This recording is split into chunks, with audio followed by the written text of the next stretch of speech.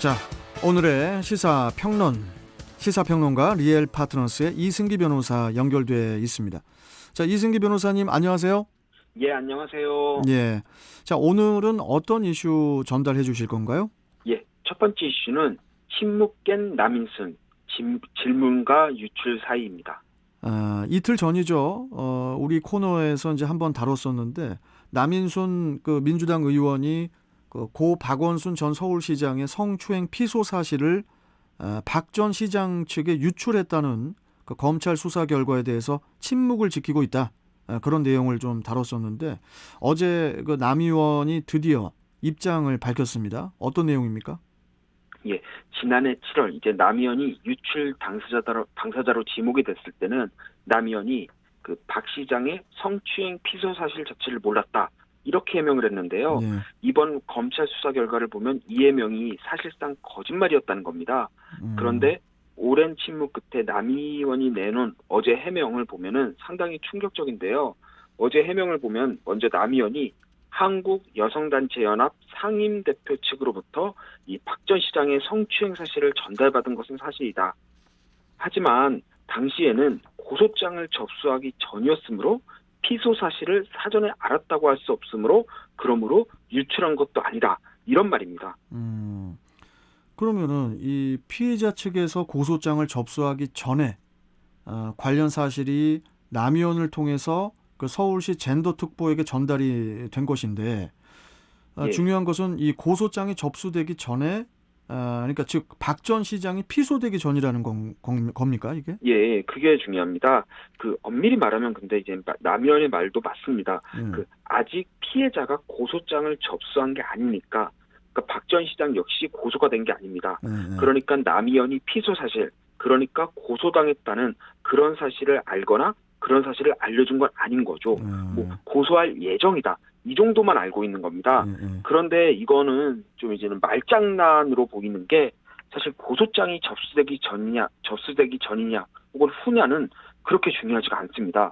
어쩌면 고소가 되기 전에 그러한 사실을 알려주는 게 더 위험할 수가 있는 게 이는 가해자에게 뭐 증거인멸이나 피해자 회유를 통해 그렇죠. 이제 사건을 무마해서 아예 고소조차 하지 못하게 만드는 그런 시간적 여유를 주는 겁니다. 예. 물론 박 전 시장이 그런 행동을 하지 않았지만 뭐 결과만 놓고 보면 남 의원의 전화 한 통으로 박 전 시장에 대한 수사조차 개시되지 못했고요. 뭐 결국은 뭐 박 전 시장이 극단적인 선택을 하는 그런 결과가 일단 나온 거니까요. 그리고 상식적으로 성추행이나 성폭력 사건이 일어나서 그런 거에 대해서 상담을 해주거나 혹은 이를 전해 들었다고 한다면 이를 주위에 말하지 않는 것, 특히 가해자에게 전달하지 않는 것은 가장 기본 중의 기본입니다. 이런 사건에서는 무엇보다도 피해자 보호, 특히 이제 피해자에 대한 비밀 유지가 가장 기본인 건데 남 의원이 이를 어기고 오히려 가해자 측에 이를 알려준 건데요. 특히 남 의원이 여성계의 데모로 해당 경력을 바탕으로 해서 삼선 이원까지 했다는 점을 보면은 뭐 이번 남 의원의 이번 해명은 오히려 기존 논란에 기름을 붓는 그런 모양새가 아닌가 그렇게 보입니다. 자, 그리고 그 남 의원의 어제 그 입장 표명을 보면은 임순영 서울시 젠더특보에게 전화를 한 것은 맞지만 그냥 그 물어만 봤을 뿐 유출한 게 아니다. 이렇게 이제 말을 해서 그 논란을 더 키우고 있는 것 같은데 어떻게 보십니까? 예, 이번 해명은 한마디로 장고 끝에 악수다 이렇게 볼 수 있는데요. 일단 임순영 서울시 젠더특보는 이 남 의원의 보좌관 출신입니다. 남 의원의 최측근이 박 전 시장의 특보로 그것도 뭐 성폭력이나 추행 같은 문제를 다루는 이 젠더특보로 나가 있는 겁니다. 그런데 남 의원이 전화해서 이 박원순 시장 관련해서 이 불미스러운 얘기가 도는 것 같은데 무슨 일 있냐? 이렇게 물었다는 겁니다. 그럼 이걸 가지고 그냥 아무것도 몰라서 정말 순수하게 질문을 한 걸로 이렇게 봐야 되는 게 맞는지 아니면 박 전 시장이 성범죄에 연루됐다고 되게 간접적으로 기뜸해줬다고 보는 게 맞는지 당연히 이거 후자입니다. 한마디로 질문을 가장한 기뜸, 즉 유출했다고 보면 되는 겁니다. 그래서 이제 이런 남 의원의 해명이 오히려 피해자에 대한 2차 피해라는 그런 그 주장도 있는데 어떻게 보시나요? 예, 맞습니다. 이건 2차 가해가 맞는 게요. 그동안 수사기관에서 피소 사실을 서울시 측에 흘렸다. 이렇게 했는데 이렇게 알고 있었는데 알고 보니 여성계 데모인 남이현이 그 유출의 당사자였습니다. 그런데 남이현이 내놓은 해명이라는 게 고작 뭐 고소 전이라 피소 사실 유출이 아니다. 뭐 젠더 특보에 전화한 것은 맞지만 물어만 본 거다. 뭐 이 정도입니다.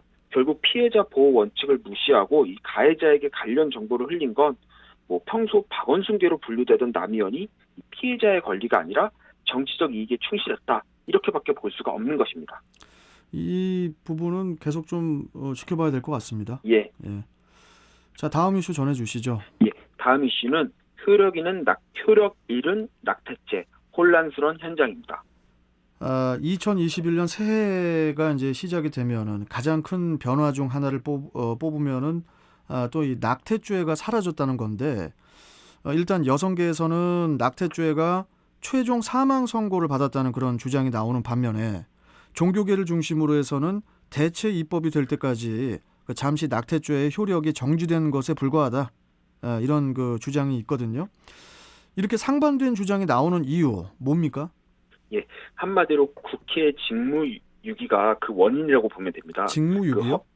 헌법재판소가 지난해 4월 이 낙태죄 처벌 조항을 위헌으로 판단하고 작년 말, 그러니까 2020년 12월 31일까지 관련법을 개정하라, 이런 헌법 불합치 결정을 내렸습니다. 네. 이 정부는 이 현재 결정에 따라 지난 10월 낙태죄는 유지하되 이제는 임신 초기에 14주까지만 낙태를 허용하는 내용의 형법 모자보건법 개정안을 입법 예고했고요. 네. 국회 역시도 5건의 법안을 발의했는데 3건은 낙태죄 완전 폐지를, 그리고 1건은 임신 10주 이내, 또 나머지 1건은 임신 24주 이내일 경우에만 낙태를 허용해야 한다는 그런 내용이었습니다. 그리고 이제는 국회 법제사법위원회는 지난해 12월 공청회를 열어서 이제 관련 전문가의 의견까지 들었지만 이 정부와 국회가 그 낙태죄를 부활시키려 한다라는 이제 여성계와 또 이제 정의당, 기본소득당과 같은 이제 진보 정당의 반발에 직면하게 되면서 결국 법안 상정조차 하지 못한 채 이제는 개정 시한인 2020년 12월 31일을 넘겨버린 겁니다. 그렇다 보니까 올 1월 1일부터는 낙태 처벌 규정의 효력이 사라져서 임신 주수에 관계없이 낙태가 전면 허용되는 그런 결과가 나온 겁니다. 이를 낙태죄 폐지를 반대하는 입장에서 본다면 임신 주수에 상관없이 모든 태아가 법적으로 보호받지 못하게 됐다, 이렇게 볼 수 있는 거고요. 또 물론 결과적으로는 같습니다. 하지만 뉘앙스는 다른 게 낙태죄가 완전히 폐지됐다고도 볼 수 있겠지만 또 다른 측면에서 보면은 낙태죄가 이제 대체 입법 시한을 넘겨 효력을 상실한 거지 폐지된 건 아니다, 이렇게도 볼 수 있다는 겁니다. 자, 그런데 이 낙태법에 대한 효력이 상실되면서 당장 문제가 되는 게 바로 그 의료 현장과 여성들의 혼란일 텐데요.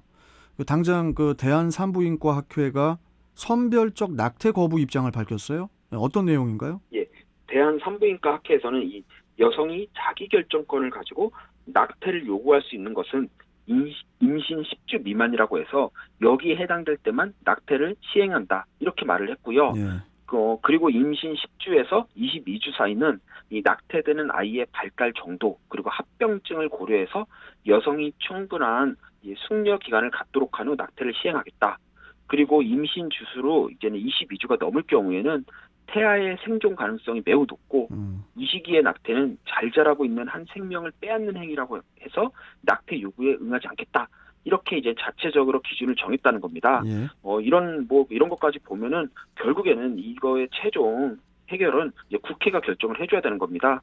국회가 낙태죄 폐지 법안을 통과시켜 낙태를 아예 전면 허용을 하든지 아니면 12주나 24주나 뭐 의학적으로 검증된 기준을 정해 제한적으로 낙태를 허용하는 입법을 하든지 그렇게 해야 하는 겁니다. 예. 그런데 지금 상황은 낙태가 입법 공백 상태에 놓인 건데 국회가 대체 입법을 마련하기 전까지는 낙태 현장에서의 혼란은 불가피할 것으로 보입니다. 우리 이승기 변호사께서는 이 낙태죄에 대한 입장 어떻게 갖고 계신가요? 예, 여성의 자기결정권도 물론 중요합니다. 하지만 태아의 생명권 역시 그 중요성을 부정해서는 안 되는데요. 특히 이 생명은 그 어떤 가치보다도 우선순위에 있는 이 천부적 권리라는 점에서 여성의 자기결정권이 좀 일부 양보해줘야 하지 않나, 이렇게 저는 생각을 합니다. 그렇다 보니까 임신 주수에 따라 여성의 자기결정권, 즉 낙태를 무조건적으로 허용하는 것과 태아의 생명권, 즉 낙태를 불법으로 처벌하는 것을 적절히 조율해야 되는데 그 기준점을 이제는 세계보건기구나 국내 의료계의 연구 결과에 따라 좀 보면은 임신 14주를 기준으로 좀 보면 될 것 같습니다. 임신 14주까지 보면은 이 임신 14주가 여기까지가 이제 태아가 사고를 하거나 자아를 인식할 수 없는 그런 주라고 합니다. 그리고 그 시기에는 이 수술 방법도 간단해서 낙태로 인한 합병증이나 이제 모성 사망 확률도 적고요. 거기에 또 이 14주까지는 태아의 기억 여부나 이제 성별 역시도 알 수 없을 만큼 아직 사람의 외형도 갖추지 못한 상태라고 합니다. 그렇다 보니까 이 14주를 기준으로 해서 그 이전까지는 좀 낙태를 허용해서 여성의 자기결정권을 좀 존중하고 14주가 넘어서부터는 좀 태아의 이미 사람인 뭐 사람과 비슷한 뭐 이 태아의 좀 생명권을 존중해주는 그런 식으로 해서 좀 이런 그 낙태에 관련된 논쟁을 좀 조화롭게 해결하는 게 좋지 않을까 저는 그렇게 생각합니다. 예. 이승기 변호사 생각대로 그렇게 될 수도 있을 것 같아요. 예, 그게 지금 또 정부 아니기도 하고 가장 또 유력한 아닙니다. 알겠습니다. 자, 오늘 말씀 여기까지 듣도록 하죠. 예, 고맙습니다. 예, 감사합니다. 자, 시사평론가 리엘 파트너스의 이승기 변호사와 함께했습니다.